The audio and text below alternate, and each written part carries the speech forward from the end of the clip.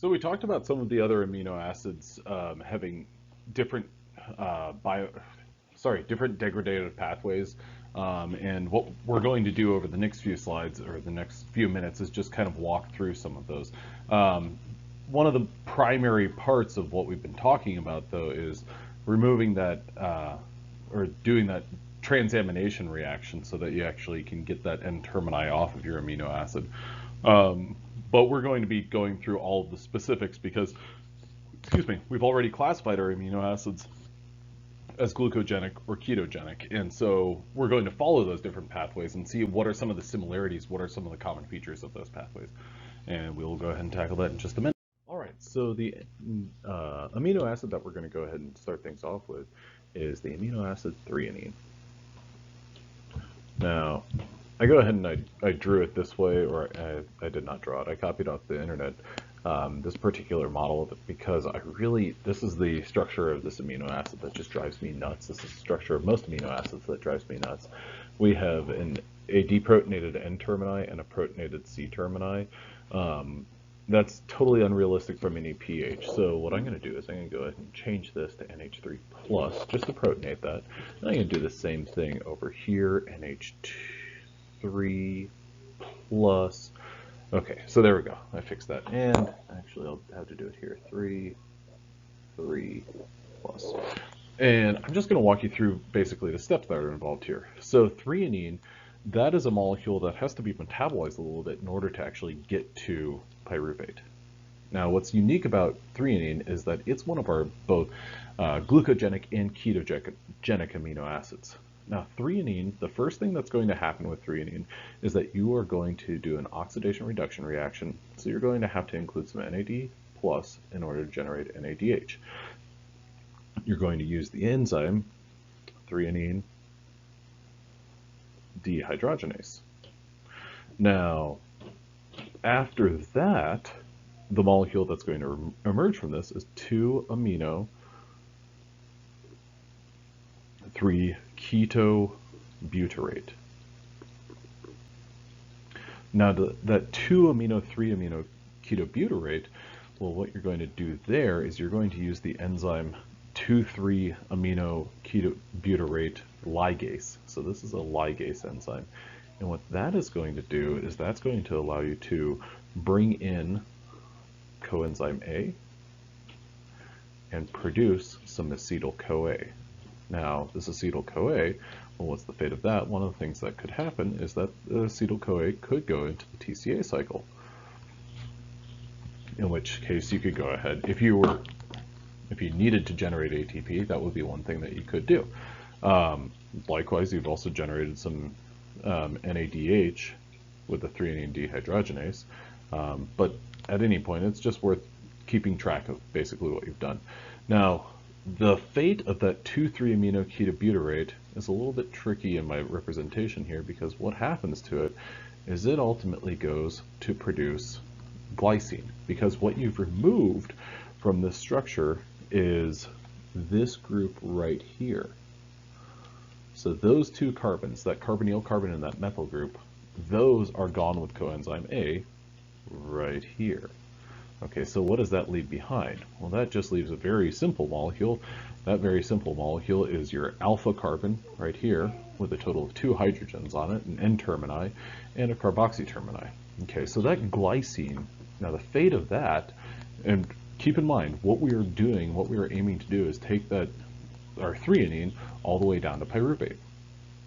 So we've kind of made it simpler because we've gone to, well, a smaller molecule. We've removed 2 carbons from our total of our 4 carbons from our threonine where we started out. We've gotten rid of 2 of them, so you'd think, oh yeah, we're going on the right path. But the problem is that dealing with 2 carbons is a little bit tricky because what we have to do is use this enzyme known as serine hydroxymethyl Now, this is also known as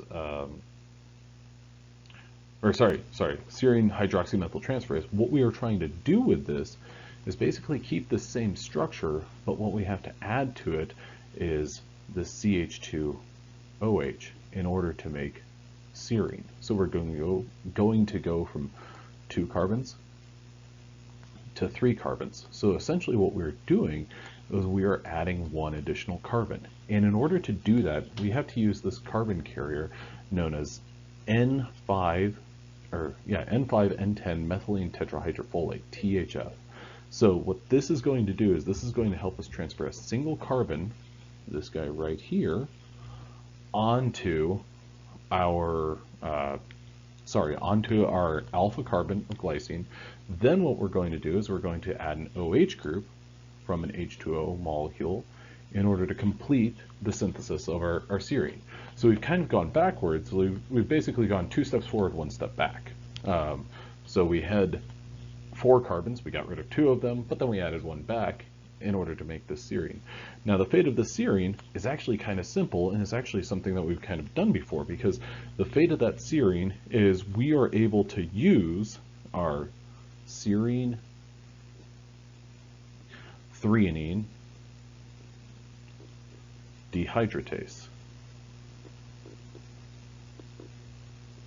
Now that's an enzyme that we have not used before, but, well, some of the factors that we've used are involved, or some of the things that we've used previously are involved. Well, 1, H2O goes in. What comes out from this is NH4, okay? So this is a deamination reaction, and that deamination reaction is going to help, or is going to take place because of PLP. So that's how we kind of got everything started off this morning, got started with all of this, because we were doing a transamination reaction. We were transferring our amino group onto PLP to make PMP. Well, in this case, we're transferring using serine threonine dehydratase. PLP is receiving that, PLP is enabling us to ultimately remove that ammonium, and so that's basically taken care of. And now this gets us to our pyruvate.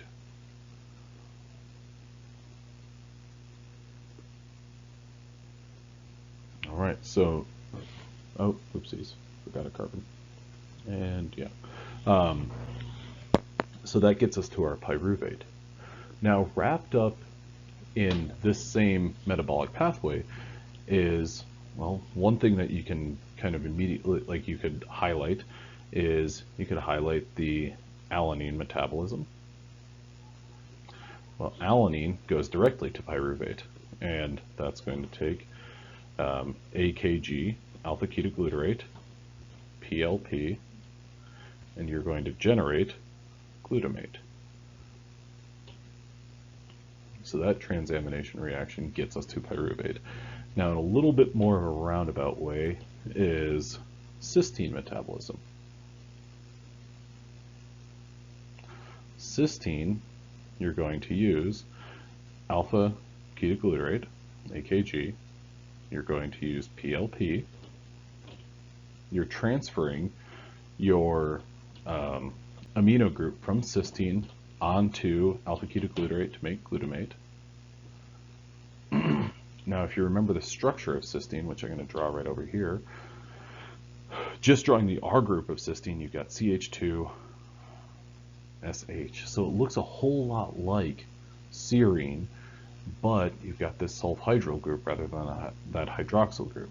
Now, the challenge with that is you're going to make an intermediate that is a little bit trickier, but it's something that you can deal with. So the cysteine goes to form beta mercaptopyruvate.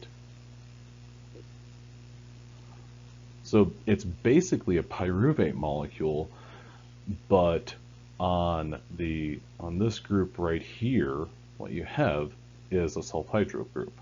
So what you're going to do is, in order to get from beta mercaptopyruvate to simply pyruvate, is you're going to use an enzyme known as mercaptopyruvate sulfur transferase, which is going to plug H2O in place of that sulfhydryl group, and you're going to release H2S. Okay, so all of these amino acids are kind of wrapped up together because of their, well, their common fate, but essentially this shows you the connection between threonine, glycine, serine, those directly go into pyruvate. Cysteine is a little bit more complicated, but that has a path that leads pretty directly to pyruvate. So this gives you, of the 20 amino acids that you basically investigate as a first semester biochemistry student, this gives you, that's 5 amino acids right off the bat. Now all of these lead to pyruvate, and the fate of that pyruvate is it could be used for gluconeogenesis. Now on the next slide we're going to go into looking at threonine's metabolism in order to get it to a threonine's metabolism as a glucogenic amino acid. So we'll take a look at that in just a second. So my intent of showing you this pathway is to show you the ketogenic pathway by which threonine, THR, gets to, well, succinyl-CoA. And I want this to be displayed so that you guys can look at this in comparison to, well, the glucogenic pathway. Similar to the glucogenic pathway that we just looked at for threonine, well, along the way we see some common features and we see some common steps. We see like the funneling basically of different amino acids, how they're metabolized, and how number of different amino acids kind of merge together. So what we see here is threonine. This is our CH3 here. Sorry, my picture got cut off a little bit. CHCHCOO minus. Okay, so there's our threonine residue. Now the enzyme that's going to metabolize this threonine is going to be one that we've actually seen before, even though it's labeled differently. Here, this is threonine dehydratase. This is also known as serine threonine dehydratase. Now, what this enzyme is going to do is it's going to bring in an H2O molecule in order to displace an NH4+. Now, this uses the same cofactor that we saw, or that we've seen with our amino transferases, and that is PLP. Okay, so what we're going to be doing, rather than transferring the amino group to PLP so that it can be transferred to something else, instead we're going to bring a water molecule in so that we can displace that amino group altogether from our threonine residue. Now what that's going to result in is the production of this molecule alpha-ketobutyrate. Now, rather than going down the pathway, instead what I'd like to do is I'd like to look at, so that alpha-ketobutyrate, that is an intermediate in the breakdown of methionine. Okay, so methionine is one of our 2 amino acids that have cysteine in them. Okay, now cysteine, we already saw, cysteine was one of the amino acids that broke down into pyruvate. Now, methionine, one of the things that makes it different from cysteine is that although they both have sulfur although they both have sulfur anions in them, the difference between cysteine and methionine is that cysteine has a sulfhydryl group, whereas methionine has this CH3, this methyl group on the other end of the, on the other end of the sulfur. In addition to that, it's slightly longer. Now, it's slightly longer, it has one additional CH2 in here. Now, what we need to do in order to metabolize that methionine is, well, several steps bring it down to this molecule known as homocysteine. Now that homocysteine, what makes that a little bit different from methionine is that, well, we've removed that methyl group. Okay, so that guy is gone. Now, this homocysteine, what we need to do with it is we need to use this enzyme cystathione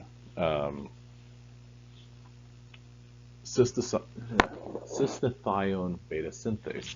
And what that is going to do is that's going to use PLP, it's going to also use serine, and that's going to give us an intermediate that is metabolized by, or acted upon by cystathione gamma lyase. What that's going to do is also use PLP, but that's going to generate cysteine.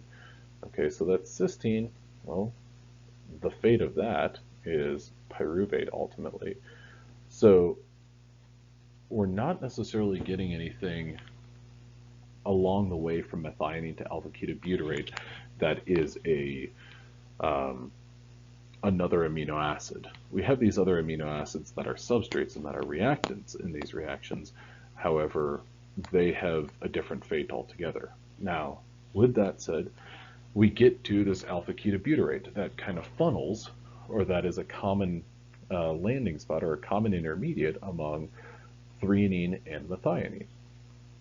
So that alpha-ketobutyrate is acted upon by alpha-keto acid dehydrogenase, generating, with the help of coenzyme A and NAD+, we're going to generate NADH, and we're going to generate a CO2 molecule, because this carbon right here is going to be replaced by coenzyme A, giving us propanoyl-CoA. Now when you get to that propanoyl-CoA, well, you're actually arriving at that from two different amino acids, the isoleucine and valine. So that kind of is a central intermediate for those two amino acids. So there are 4 amino acids that will have propanoyl-CoA as an intermediate, and that propanoyl-CoA, just like we saw with beta oxidation, well, we're ultimately going to, with ketone body metabolism, we're ultimately going to get down to succinyl-CoA. So here is our ketogenic, or our ketone group that's going to be metabolized. So this is our ketogenic amino acid, or these are examples of ketogenic amino acids. So these are, there are a number of different oxidative pathways for amino acids to be broken down, and the synthesis of amino acids in large part is, well, the reverse of those oxidative pathways. Now, although there are these similarities and differences, I think that it's to think about how these different pathways kind of go back to the central metabolic pathways that we've previously talked about this semester. All right, well, I hope this is helpful, and I'll see you whenever we start talking about amino acid biosynthesis. All right, well, thank you very much. Have a good one.